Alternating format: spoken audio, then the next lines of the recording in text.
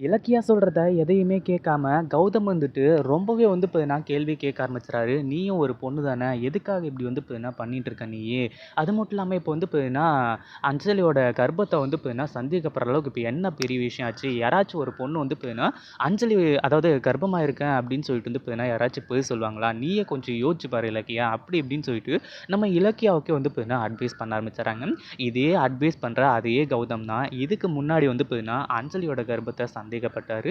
அதாவது நம்ம இவங்க அதாவது கௌதம், இலக்கியா 2 பேருமே சேர்ந்து தான் வந்து பார்த்தீங்கன்னா, அஞ்சலியோட சுயரூபத்த வந்து பார்த்தீங்கன்னா நிரூபிக்கணும் அப்படின்னு சொல்லிட்டு ஆரம்பத்தில வந்து சுத்திக்கிட்டு இருந்தாங்க. ஆனா, இப்போ வந்து பார்த்தீங்கன்னா, இந்த ஒரு விஷயத்த விட்டுட்டு கௌதம் வந்துட்டு இலக்கியாவ கேள்வி கேட்கறது கொஞ்சம் கூட வந்து பார்த்தீங்கன்னா சரியே இல்ல.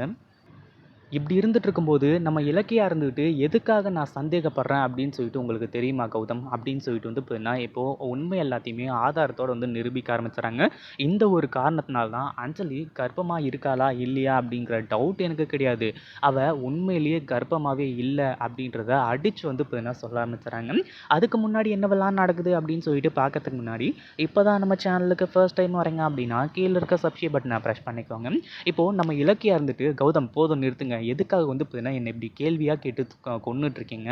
இப்ப நான் என்ன சொன்னேன்? அஞ்சலியோட கர்ப்பத்த டெஸ்ட் பண்ணணும். அவ உண்மையிலேயே கர்ப்பமா இருக்காளா? இல்லையா? அப்படிங்கிறது எனக்கு டவுட்டா இருக்கு." அப்படின்னு சொல்லிட்டு வந்து சொன்னேன். ஆனா, நீங்க என்னடான்னா, அதுக்காக எவ்ளோ வந்து பார்த்தீங்கன்னா, இது பண்ணிட்டுருக்கீங்க. அந்த குடும்பத்த விட்டு வந்துட்டா, அந்த குடும்பத்து மேல உங்களுக்கு கொஞ்சம் கூட அக்கறை இல்லையா? இப்படி அஞ்சலி வந்து பார்த்தீங்கன்னா, ஒரு வேள அவ வந்து பார்த்தீங்கன்னா, கர்ப்பமா இருக்கா, நீங்க வந்து பார்த்தீங்கன்னா நம்புறீங்க. நான் சொல்ற மாரி இருந்து இந்த குடும்பத்தை ஏமாத்திட்டு இருந்தா, அதாவது குடும்பத்தை ஏமாத்துறது அப்பாற்பட்ட விஷயம். ஆனா கார்த்திக்க ஏமாத்திட்டு இருக்கா அப்படின்னா, அப்போ வந்து பார்த்தீங்கன்னா, நீ வந்து உங்க தம்பிக்காக சப்போர்ட் பண்ண மாட்டீங்களா? உங்க தம்பி மாரியே நீங்களும் நினைப்பீங்களா? அப்படி இப்படின்ற மாரி ஒரு பக்கம் கேட்க ஆரம்பிச்சுறாங்க.